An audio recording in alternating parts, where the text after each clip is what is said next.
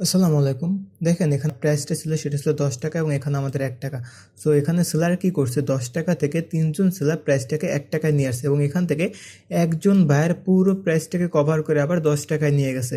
ঠিক আছে? এখন কি বুঝলাম? দেখেন এখানে ৩ জন সেলার আসছে আমাদের সাপোর্ট লেভেলে এবং এখানে একজন বায়ার রেজিস্ট্যান্স লেভেল আবার প্রাইসটাকে নিয়ে গেছে।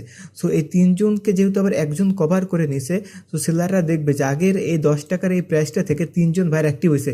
এখন যদি ৩ জন হলে ৩ জন হতে পারে, বেশি হতে পারে, কিন্তু একজনও যদি নাও হয় তাহলেও একজন এখানে অ্যাক্টিভ হবে।